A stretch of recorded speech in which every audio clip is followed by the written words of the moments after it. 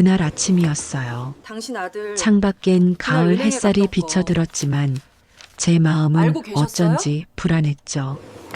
은행에서 문자가 왔는데 퇴직금이 입금된 통장에서 잔액이 0이라는 걸 보고 잠시 멍했어요. 퇴직 후 몇 달 동안 생활비를 조금씩 빼서 쓰긴 했지만 남아 있어야 할 돈이었거든요. 순간 오타인가 싶어 휴대폰을 껐다 켰다 했죠. 다시 봐도 잔액은 똑같았어요. 심장이 쿵 내려앉는 느낌이었어요. 손끝이 떨려서 은행 앱을 열기도 힘들었죠. 거래 내역을 확인해 보니 보지도 못한 큰 금액이 전액 인출된 걸 확인했어요. 며칠 전 일이더라고요. 그 시간엔 저는 집에 있었는데 도무지 무슨 일이 벌어진 건지 알 수가 없었어요. 처음엔 은행의 실수라고 생각했어요. 그래서 바로 은행에 전화를 걸었죠. 상담사는 차분한 목소리로 내역을 다시 확인해 준 후 고객님 본인이 직접 창구에서 인출하셨습니다라고 말했어요. 그 말을 듣고 멍해졌습니다. 그때 저는 창구에 가지도 않았고 그런 서류에 서명한 적도 없어요. 혹시 누가 제 통장을 훔친 걸까? 도둑? 그럼 그날 제가 집에 있을 때 누군가 들어왔다는 건가요? 집안은 그대로였고 통장도 서랍 안에 그대로 있었는데 말이죠. 경찰에 신고해야겠다는 생각이 들었어요. 그때 머릿속을 스치는 의심이 있었어요. 혹시 가족 중 누군가가 순간 머리끝까지 피가 몰리는 느낌이었어요. 아니라고 그럴 리 없다고 생각하면서도 마음 한켠에서 차오르는 그 불편한 직감은 막을 수 없었어요. 몇 분 후 큰아들에게 전화를 걸었어요. 민수야, 혹시 너 엄마 통장 건드린 적 있어? 잠시 정적이 흐른 후 그는 짧게 대답했어요. 왜요? 그 한마디가 너무 날카롭게 꽂혔어요. 왜요라는 말 안에 담긴 수많은 감정들. 마치 이미 알고 있다는 듯한 혹은 피하려는 듯한 말투였어요. 저는 말을 더 이어가지 못했어요. 그날 저녁 온 가족이 모인 자리에서 조심스럽게 말을 꺼냈어요. 엄마 통장에서 퇴직금이 없어졌어. 누가 은행에서 인출했대. 혹시 너희 중에 말이 끝나기도 전에 분위기가 싸늘해졌어요. 둘째는 헛웃음을 지으며 말했어요. 엄마, 설마 우리가 그랬다고 생각하는 거예요? 말도 안 된다는 듯한 반응. 그런데 어쩐지 눈을 피하는 눈동자들이 낯설었어요. 그날 밤 저는 아무 말도 하지 못하고 방으로 돌아왔습니다. 그때 불 꺼진 방 안에서 한참을 앉아 있었어요. 텅 빈 통장과 고요한 집안. 어딘가에서 틀어진 무언가가 느껴졌어요. 설마 했던 일이 진짜일까? 스스로를 부정하고 싶었어요. 하지만 그날 이후 제 마음속엔 작고 날카로운 가시 하나가 깊게 박혀버렸죠. 이건 단순한 도난이 아니었어요. 신뢰였고 가족이었고 제가 지켜온 인생의 한 조각이었어요. 그렇게 쉽게 사라질 수 있는 거라면 그동안 저는 뭘 믿고 살아온 걸까요? 다음 날 다시 은행으로 향했습니다. 거기서 보게 된 서류 한 장. 위임장이라는 제목이 적힌 A 사용지엔 낯익은 글씨체가 있었어요. 그 필체는 분명 가족 중 누군가의 것이었어요. 숨이 막힐 것 같았어요. 그날부터였어요. 집안 공기도 가족의 말투도 제 마음속의 감정도 전부 달라졌어요. 모든 게 조용히 흘러가는데 그 고요함이 더 무섭더군요. 그때 깨달았어요. 돈이 사라진 게 아니라 믿음이 사라진 거라는 걸요. 그날 이후 집안 분위기는 달라졌어요. 아무도 그 일에 대해 말하지 않았지만 모두가 알고 있었죠. 마치 벽에 걸린 액자처럼 그 침묵이 늘 시야 한켠에 걸려 있었어요. 아침 식사 시간에도 밥솥 열리는 소리보다 더 무거운 공기가 있었어요. 서로 눈을 피하며 식탁에 앉았지만 숟가락 부딪히는 소리마저 어색했죠. 특히 큰아들의 눈빛이 달라졌어요. 예전엔 제 눈을 똑바로 바라보며 웃던 아이였는데 이젠 눈을 마주치는 순간 눈길을 돌리곤 했어요. 말을 아끼고 어딘가 불편해하는 그 모습이 저를 더 아프게 했어요. 엄마, 혹시 잘못 기억하신 거 아닐까요? 그 한마디는 차라리 소리를 지르는 것보다 더 아팠어요. 기억을 의심받는다는 건 존재 자체를 부정당하는 기분이더군요. 그날 밤 거실에서 혼자 TV를 보며 생각했어요. 혹시 내가 정말 착각한 걸까? 그럴 수도 있다는 생각이 들자 갑자기 자신이 없어졌어요. 나이 들어서 건망증이 심해졌던 것도 사실이었고요. 하지만 인출 당시의 날짜와 시간은 분명히 기억하고 있었어요. 그 시간 저는 집에서 빨래를 널고 있었고 라디오에서 나오는 노래도 기억났어요. 그 순간을 그렇게 생생하게 기억하는데 왜 저를 의심하는 걸까요? 며느리는 말없이 방 안에만 있었고 둘째 아들은 갑자기 바빠졌다며 외출이 잦아졌어요. 평소보다 더 조용한 가족의 행동들이 낯설게 느껴졌죠. 저는 다시 은행에 전화를 걸어봤어요. 혹시 인출 당시 CCTV 영상 확인할 수 있나요? 상담사는 경찰 수사 협조 없이는 불가능하다고 했죠. 그 말을 듣고 전화를 끊은 후 방 안에서 멍하니 서 있었어요. 그러다 현관문이 열리는 소리가 들렸어요. 큰아들이 들어왔고 저를 보고 무겁게 입을 열었어요. 엄마, 그런 일은 가족끼리도 오해하면 안 돼요. 그 말 속엔 책임 회피도 설득도 회피도 다 들어 있었어요. 저는 조용히 고개를 끄덕였지만 마음속에선 폭풍이 치고 있었어요. 오히려 오해하고 싶지 않아서 애써 외면해왔던 것들이 하나씩 보이기 시작했어요. 현관 옆에 놓인 구겨진 영수증, 서랍 안에 엉켜있던 도장들, 최근 들어 자주 받았던 무언의 눈빛들, 모두가 퍼즐처럼 연결되기 시작했죠. 그날 밤 이불을 뒤집어 쓴 채로 울었어요. 소리내지 않으려 애쓰면서 눈물은 계속 흐르고 있더라고요. 혼잣말처럼 중얼였어요. 내가 뭘 그렇게 잘못했을까? 눈을 감고 떠올린 아들의 어린 시절, 자전거 타다 넘어졌을 때 손 잡아주며 울던 아이. 그 아이가 지금은 제 기억을 의심하고 있어요. 그건 믿음이 무너진 소리였어요. 어쩌면 우리 가족 모두가 그 믿음 위에 세워져 있던 걸지도 모르겠어요. 그래서 더 아픈 거겠죠. 다음 날 아침 문득 이런 생각이 들었어요. 내가 기억을 되살릴 수 있다면 모두가 믿어줄까? 그 생각이 마음속에 작지만 선명한 불씨가 되었어요. 그래서 다시 은행을 향했어요.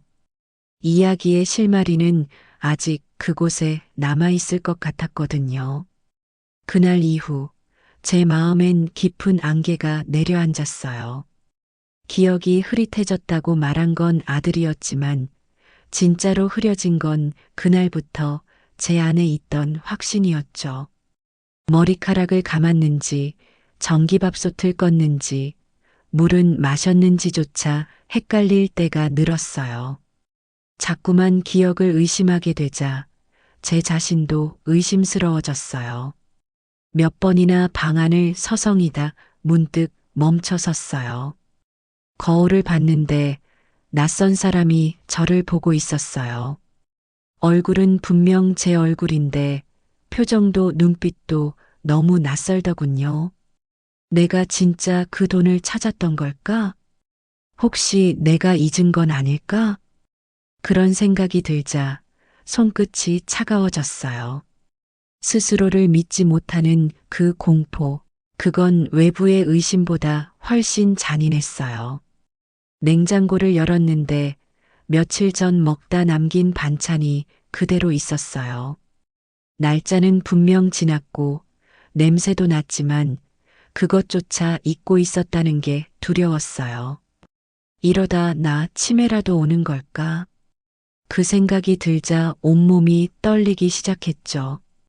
다음 날 동네 보건소에 갔어요. 간단한 인지 테스트를 받았는데 의사 선생님은 말했어요. 아직은 정상 범위입니다. 다만 스트레스가 많으신 것 같네요. 그 말을 듣고 나서야 눈물이 났어요. 정상이란 말이 이렇게 위로가 될 줄 몰랐죠. 하지만 그건 시작에 불과했어요. 문제는 가족들이 더 이상 저를 예전처럼 보지 않는다는 거였어요. 밥상에 앉아도 대화가 줄었고 제가 하는 말에 의심이 섞이기 시작했어요. 엄마, 아까 얘기했던 거 또 하셨어요. 그건 며칠 전에 말씀하셨어요. 그렇게 제 말 하나하나가 되묻는 말로 돌아왔어요. 그러자 점점 말수가 줄었어요. 아무 말도 안 하는 게 상처를 덜 받는 길이더라고요. 하루는 달력을 보며 지난 날짜를 확인하다 문득 떠올랐어요. 그날 통장이 사라진 날. 그 전날 밤에 누군가 거실불을 켜놓고 나갔던 걸 기억했어요. 제가 아닌 누군가가 새벽에 나간 흔적, 그건 분명히 있었어요. 가스레인지 위에 올려져 있던 찻잔, 식탁 위에 펴져 있던 제 주민등록증, 그리고 현관에 놓여 있던 구겨진 봉투 하나. 그건 저만이 기억하고 있는 작은 단서들이었어요. 하지만 아무도 믿지 않았죠. 그런 걸 왜 이제야 말하느냐고. 그게 무슨 증거냐고. 그래도 저는 확신했어요. 기억은 흐릴 수 있어도 감정은 흐려지지 않으니까요. 그날의 불안, 그날의 고요, 그날의 촉감, 모두가 제 안에 남아 있었어요. 이제는 누가 뭐라고 해도 다시 은행에 가야겠다는 생각이 들었어요. 그곳엔 그날의 진실이 남아 있을지도 모르니까요. 기억은 지워질 수 있지만 흔적은 남죠. 그리고 저는 그 흔적을 찾기 위해 다시 움직이기로 결심했어요. 그날 밤 처음으로 편하게 잠이 들었어요. 오랜만에 악몽도 꾸지 않았어요. 그건 아마 제 마음속 어딘가에서 다시 믿어도 된다는 목소리가 들렸기 때문일 거예요. 그날 아침 다시 은행을 찾았어요. 서류 봉투를 조심스럽게 가방에 넣고 지하철을 타고 몇 정거장을 지났죠. 기억이 흐려지는 게 무서웠지만 또렷한 건 있었어요. 그날의 진실은 이곳에 있을 거야. 은행 문을 열고 들어서는 순간 차가운 공기가 제 얼굴을 스쳤어요. 그날과 같은 시간, 같은 창구, 같은 조명이었어요. 제 마음도 그날로 돌아간 듯 했어요. 접수표를 뽑고 대기 의자에 앉아 있을 때였죠. 한 직원이 다가와 조용히 말했어요. 어르신, 그날 창구에 오셨던 분, 아드님 맞으시죠? 순간 숨이 턱 막혔어요. 네, 아들이요? 직원은 눈을 피하며 말을 이었어요. 같이 오셨던 걸로 기억해요. 어르신께서 위임장 제출하시고 아드님께서 인출하셨어요. 그 말은 곧 제가 직접 위임장을 제출했다는 뜻이었죠. 하지만 전 그런 기억이 없었어요. 전날에도 그날 아침에도 은행에 온 적이 없었어요. 직원은 당황한 제 얼굴을 보더니 말을 아꼈어요. 혹시 기억이 잘 안 나시나 봐요. 요즘 어르신들 중에 그런 경우 많으셔서 그 순간 세상이 멈춘 듯 했어요. 나는 진짜 기억을 잃은 걸까? 정말 내가 같이 갔던 걸까? 하지만 곧 머릿속에 스쳐 지나가는 장면이 있었어요. 그날 아침 현관 앞에 놓여 있던 낯선 슬리퍼, 부엌 싱크대에 놓인 사용 흔적 없는 컵, 그리고 식탁 위에 놓여 있던 위임장 복사본. 아니야, 난 그날 집에 있었어. 난 은행에 가지 않았어. 그 확신이 제 안에서 다시 살아났어요. 직원의 말 속에서 진실과 거짓이 섞여 있는 걸 느꼈어요. 분명 누군가 저 대신 위임장을 냈고, 누군가는 저처럼 행동했으며, 누군가는 제 이름을 사용했어요. 그날 은행을 나서는 발걸음이 떨렸어요. 하지만 동시에 단단했죠. 이제 더는 혼란에 머물 수 없었어요. 기억은 흐릿해질지언정, 진실은 흐려지지 않으니까요. 집으로 돌아와 서랍을 다시 열었어요. 도장과 통장, 그리고 그날 받았던 병원 진료 영수증. 그 영수증에 찍힌 시간과 장소는 은행 인출 시간과 정확히 겹쳐 있었어요. 그건 제게 단서였고 증거였어요. 이걸로 증명할 수 있을지도 몰라. 그리고 다시 경찰서에 갔어요. 기억이 아닌 증거로 말할 수 있는 유일한 방법이었죠. 그날 창구에 CCTV 확인 요청을 정식으로 제출했어요. 경찰은 조심스럽게 말했어요. 어르신, 시간이 좀 걸릴 수 있습니다. 그날 저녁 저는 조용히 미소 지었어요. 처음으로 무엇인가가 조금씩 움직이기 시작한 것 같았어요. 혼자였지만 싸우는 느낌이 아니었어요. 믿음도 진실도 언젠가는 제 편이 될 거라고 생각했거든요. 조금만 더 기다려보자고 제 마음에 속삭였어요. 그날 오후 경찰서에서 집으로 돌아오는 길이 유난히 길게 느껴졌어요. 햇빛은 따사롭고 사람들은 분주했지만 제 마음은 꽁꽁 얼어 있었죠. 무언가가 조금씩 드러나고 있었지만 더 가까이 다가올수록 두려워졌어요. 현관문을 열고 들어왔을 때 거실에 있던 며느리의 표정이 낯설게 느껴졌어요. 조용히 리모컨을 누르고 있던 그 손끝, 제가 들어오는 소리에 놀라는 눈빛, 그 순간 마음 한켠이 싸늘해졌어요. 어머니, 다녀오셨어요?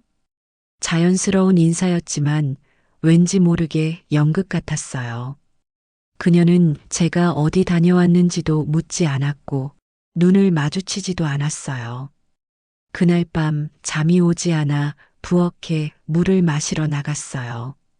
식탁 위엔 며느리의 핸드폰이 놓여 있었고 문득 진동이 울렸죠. 순간 화면에 뜬 오은행 인증번호 문자를 보게 되었어요. 그걸 보는 순간 머릿속이 멍해졌어요. 은행 앱 인증 이 시간이면 은행도 문 닫았을 시간인데 왜 갑자기 인증번호가 왔을까? 조심스럽게 거실로 돌아가려던 찰나 현관문 옆 신발장에서 낯선 구두를 발견했어요. 그건 분명 며느리가 평소에 신지 않던 검정 굽구두였죠. 그리고 그 옆에 놓인 작은 명함 한 장. 김상무 오은행 본점. 그 순간 무언가 연결되었어요. 며느리는 며칠 전부터 자주 외출했어요. 핑계는 많았지만 돌아오는 시간은 점점 늦어졌고 심지어 주말에도 외출하곤 했죠. 아들과의 대화도 줄어들었고 집안은 어딘가 모르게 부자연스러워졌어요. 혹시 그랬어요.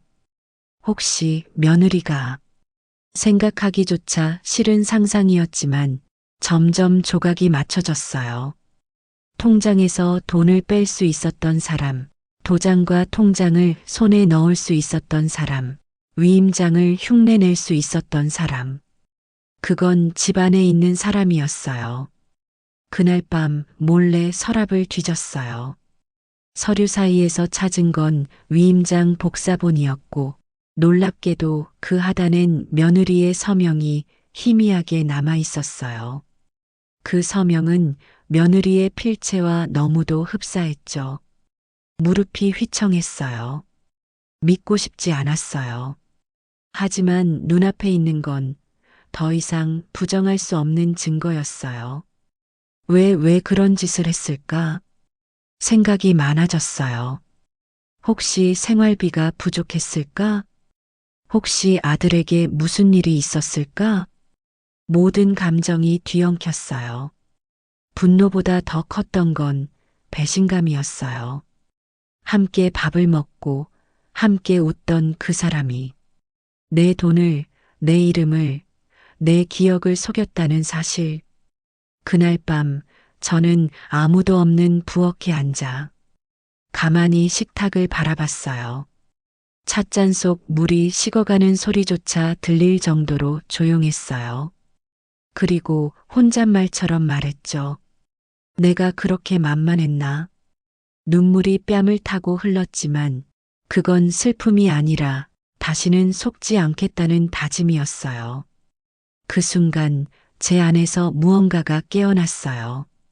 진실은 이제 숨길 수 없다는 걸 알게 되었죠. 며느리의 흔적을 확인한 그날 밤 가슴 깊은 곳에서 뭔가 무너지는 소리가 났어요. 그 무너진 틈 사이로 스며드는 감정은 분노도 슬픔도 아닌 허탈함이었어요. 다음 날 아침 큰아들은 평소와 다름없이 식탁에 앉아 있었어요. 밥을 푸는 손이 유난히 무거웠죠. 숟가락을 내려놓고 제가 조용히 말했어요. 민수야, 엄마 통장에서 빠진 돈 내가 알고 있었던 거니? 그 순간 아들의 숟가락이 공중에서 멈췄어요. 눈을 마주치려 하지 않더군요. 말을 꺼내려다 삼키는 듯한 숨소리만 들렸어요. 그 침묵이 대답보다 더 큰 의미를 갖고 있었어요. 모른다고 하지 마. 엄마, 이제 기억 돌아왔어. 그 말에 민수는 고개를 푹 숙였어요. 그리고 아주 작은 목소리로 말했어요. 미안해요, 엄마. 그 짧은 한마디에 세상이 무너졌어요. 눈물이 저절로 쏟아졌어요. 분노가 아니라 억장이 무너졌어요. 왜 그랬니? 왜 말 안 했니? 도와주고 싶었어요. 형편이 너무 어려워서 그제야 모든 퍼즐이 맞춰졌어요. 며느리는 임신 중이었고 민수는 새 직장을 구하지 못한 채 대출이자를 막느라 허덕이고 있었죠. 엄마 돈이었어. 내 아버지 죽고 내가 모은 퇴직금이었어. 알아요, 알아요. 그래서 더 말 못했어요. 민수의 눈가에 눈물이 맺혔어요. 처음이었어요. 이 아이가 제 앞에서 이렇게 무너진 건 미안해요. 엄마를 속인 거 저도 괴로웠어요. 그 말에 제 마음속 분노는 천천히 사라지고 깊은 한숨처럼 내려앉았어요. 아들을 미워하고 싶지 않았어요. 그보다 왜 이 아이가 말할 수 없을 만큼 힘든 시간을 혼자 버텨왔는지가 더 아팠어요. 그럼 왜 그런 식으로 했니? 말이라도 하지. 말했으면 엄마가 용서했을까요? 그 질문에 저는 대답하지 못했어요. 어쩌면 저라도 그 상황에선 누굴 원망했을지도 모르죠. 그날 밤 거실에서 민수와 나란히 앉았어요. TV도 꺼져 있었고 조용한 숨소리만 오갔죠. 그런데 엄마 돈은 다 다 며느리가 처리했어요. 전 그냥 알면서도 막지 못했어요. 그 말에 또 한 번 숨이 멎었어요. 아들은 단순한 방관자가 아니라 그 선택을 함께한 공범이었던 거예요. 하지만 그 눈동자엔 두려움과 후회가 가득했어요. 저는 조용히 그의 손을 잡았어요. 그리고 말했죠. 잘못은 했지만 용서는 내가 먼저 시작해야 해. 그날의 눈동자, 흔들리던 그 눈빛은 어쩌면 용서와 회복의 시작이었을지도 몰라요. 다음 날 아침 아들은 일찍 나갔고 저는 며느리와 단둘이 거실에 마주 앉게 되었어요. 말없이 마주 앉은 채 시간이 얼마나 흘렀는지도 모르겠어요. 그녀는 제 눈을 피하지 않았어요. 차가운 얼굴이었지만 오히려 그 안에서 어떤 강한 결심 같은 게 느껴졌어요. 어머니, 들으셨죠? 첫 마디가 너무 담담해서 오히려 제가 당황했어요. 돈, 제가 인출했어요. 그녀는 숨도 쉬지 않는 듯 말했어요. 마치 잘 짜여진 대본을 읽는 듯 했죠. 그 돈은 우리 가족 살리려 쓴 거예요. 남편이 그때 회사에서 잘리고 저는 아이도 낳아야 하고 어쩔 수 없었어요. 왜 말을 안 했니? 왜 속였니? 가족이면 말을 했어야지. 저는 끝내 참았던 말을 쏟아냈어요. 말했으면 주셨어요? 그녀의 반문은 너무나 차가웠어요.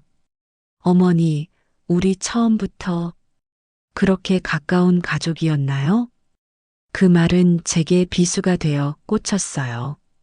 저는 그녀를 딸처럼 생각했지만 그녀는 단 한 번도 절 어머니로 느낀 적 없었던 거죠. 전 솔직히 무서웠어요. 어머니의 기준, 어머니의 방식, 모든 게 저한텐 압박이었어요. 그녀는 마침내 눈을 떨구었어요. 그리고 처음으로 감정이 섞인 목소리로 말했어요. 하지만 그날 돈을 빼간 건 정말 죄송해요.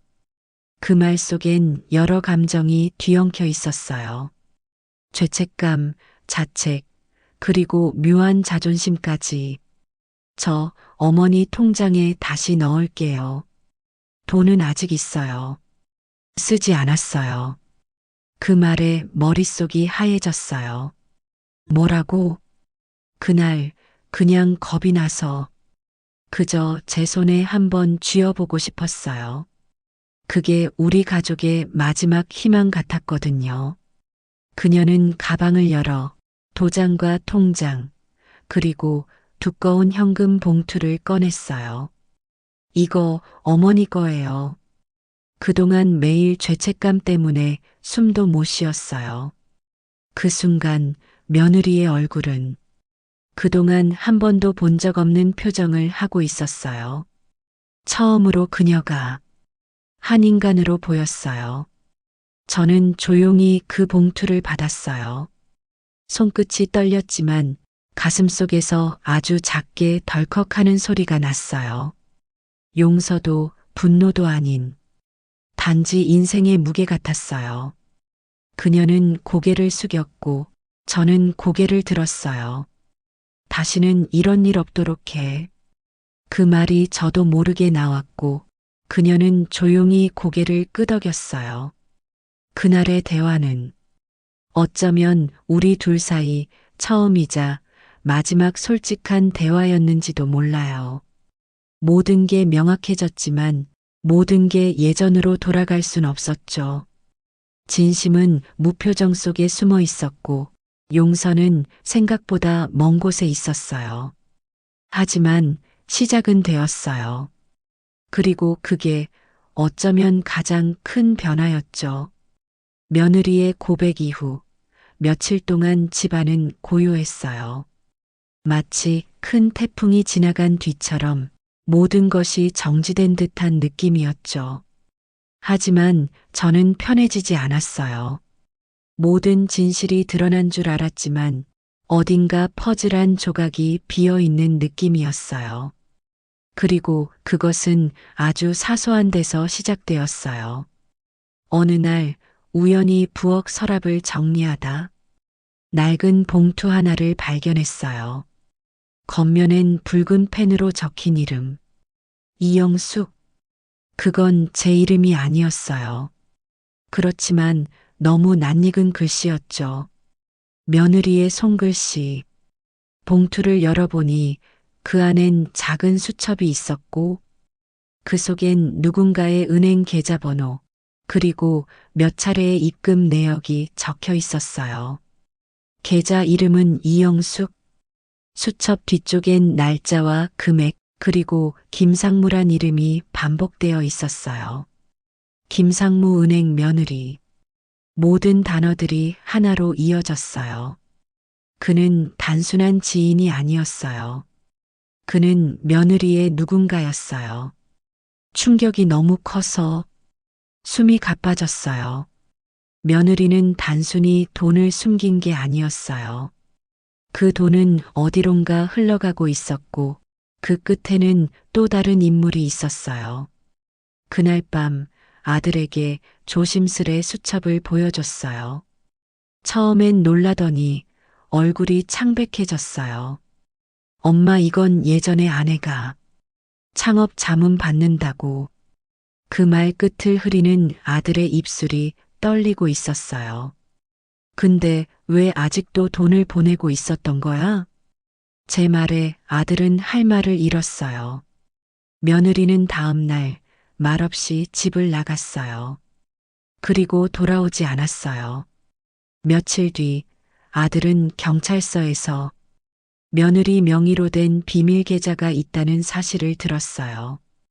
그 계좌엔 큰 금액이 있었고 출처 불명의 입금들이 이어져 있었어요. 아들은 머리를 감싸주며 조용히 말했어요. 그 사람이랑 뭔가 있었던 것 같아요. 그 말은 모든 걸 뒤흔들었어요. 지금까지의 갈등은 단순한 돈 문제가 아니었어요. 믿음과 배신, 그리고 이중적인 삶에 관한 이야기였던 거죠. 저는 거실 한가운데 서서 조용히 눈을 감았어요. 수십 년간 지켜온 가족이라는 이름이 이렇게 쉽게 무너질 줄은 몰랐어요. 그 안에 감춰진 이름들, 이중의 삶들, 그 모든 게 제 머리를 어지럽혔어요. 하지만 이제는 그 어떤 감정도 남아있지 않았어요. 그저 조용히, 아주 조용히 식탁 위에 놓인 냉찬 국을 바라보며 혼잣말처럼 중얼였어요. 가족이라는 이름 참 무겁구나. 다음 날 저는 변호사 사무실을 찾았어요. 처음으로 제 돈을 지키기 위한 법적 조치를 시작했어요. 마음은 무거웠지만 이제는 지켜야 했어요. 다시는 속지 않기 위해서. 며느리가 떠난 지 일주일째 되는 날, 집안은 마치 시간이 멈춘 것 같았어요. 그녀의 방은 그대로였고 옷장 문 하나조차 닫지 않은 채 시간이 흘렀죠. 아들은 말이 없어졌어요. 출근을 한다며 나갔지만 밤늦게 돌아오면 소파에 널브러져 TV만 바라봤어요.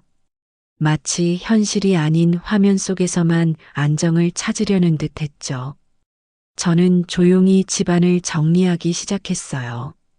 정리하면서도 손끝은 떨렸고 마음은 여전히 믿기지 않는 현실에 발을 딛지 못했어요. 그날 며느리의 서랍 속에서 작은 노트 하나를 발견했어요. 그 안엔 손으로 꾹꾹 눌러 쓴 글이 있었죠. 어머니, 정말 죄송합니다. 저는 좋은 며느리가 되고 싶었어요. 하지만 제 욕심이 결국 이 집을 무너뜨렸네요. 남편은 아무 잘못 없어요. 모든 결정은 제가 했어요. 글을 읽는 동안 눈물이 멈추질 않았어요. 그녀의 진심이었을까? 아니면 또 다른 변명이었을까? 그조차 알 수 없었지만 그녀의 글 마지막엔 한 줄의 문장이 있었어요. 어머니처럼은 되고 싶었어요. 그 말은 저를 멈춰 세웠어요. 저를 원망했을 줄 알았는데 그녀는 어쩌면 저를 닮고 싶어 했던 걸지도 몰라요. 그날 밤 아들과 마주 앉았어요. 말없이 국 한 그릇을 나눠 먹었죠. 아무 말도 하지 않았지만 우리 둘의 사이엔 조용한 다짐이 있었어요. 엄마, 이제 어떻게 할까요? 그 질문에 저는 조용히 대답했어요. 지키자. 우리 이름을. 그 말이 나오기까지 너무 많은 것들이 지나갔어요. 눈물도, 오해도, 배신도, 그리고 후회도. 하지만 남은 건 단 하나였어요. 이 가정을 지켜야 한다는 책임. 가족이라는 이름을 더 이상 무너뜨릴 수 없다는 사명감. 그 다음 날 저는 아들과 함께 은행을 찾았어요. 새로운 통장을 만들고 도장도 바꾸고 모든 권한을 다시 정리했어요. 아들은 아무 말 없이 제 옆에 있었고 그 모습은 마치 처음으로 아버지가 된 사람처럼 단단했어요. 집으로 돌아와 현관 앞에 새 명패를 달았어요. 김은자. 내 이름, 내 인생, 내 선택. 이젠 누구도 대신할 수 없는 나만의 이름을 지켜야 했어요. 그날 밤 거실 한켠에 있던 액자 속 가족 사진을 꺼내 새롭게 정렬했어요. 비워진 자리엔 조용히 한 송이 국화를 올려놓았죠. 이건 끝이 아니라 시작이었어요. 무너진 자리에 다시 이름을 세우는 나의 이야기, 나의 삶. 가을의 끝자락, 바람이 유난히 차가웠어요. 창문을 닫으려다 문득 하늘을 올려다봤죠. 어딘가 낯선 느낌이 아니라 정말 오랜만에 느껴보는 평온이었어요. 며느리는 돌아오지 않았어요. 그녀는 마지막 메시지 하나 남기고 사라졌죠. 언젠가 아이가 크면 제가 어떤 선택을 했는지 말해주세요. 부끄럽지만 그게 제 진심이었어요. 그 말에 마음 한구석이 이상하게 시려왔어요. 용서하지는 않았지만 이해하고 싶었어요. 그녀의 삶도, 그녀의 선택도, 어쩌면 그녀도 누군가의 딸이었을 테니까요. 저는 매일 아침 새로 만든 통장을 들여다보며 이름 석자를 손끝으로 만져요. 김은자. 그 이름이 이제는 두렵지 않아요. 예전엔 남편의 아내로, 아이들의 엄마로, 며느리의 시어머니로 이름 없이 살아왔죠. 하지만 이제는 나로서 살아가기로 했어요. 기억이 흐려진다 해도 마음은 더욱 또렷해졌어요. 경로당에서 만난 친구들과 웃고, 작은 밭에서 고구마를 캐고, 시장에선 오랜만에 제일 비싼 배를 사기도 했어요. 그 모든 순간이 내가 다시 살아간다는 증거였어요. 어느 날 손녀가 놀러 왔어요. 작은 손으로 제 무릎에 앉으며 묻더군요. 할머니, 엄마는 왜 안 와요? 잠시 말문이 막혔지만 저는 웃으며 대답했어요. 엄마는 지금 멀리 있어. 하지만 너는 언제나 할머니 옆에 있잖아. 그 말에 손녀는 활짝 웃었고 그 웃음이 제 삶의 첫 문장이 되었어요. 가족은 무너질 수도 있어요. 하지만 다시 쌓아 올릴 수 있어요. 그 벽돌 하나하나에 진심이 담겨 있다면 이야기는 끝났지만 삶은 계속돼요. 저는 오늘도 내 이름으로 살아가요. 김은자, 내 인생의 주인공, 내 기억의 마지막 지문, 그리고 다시 써내려갈 나의 첫 문장.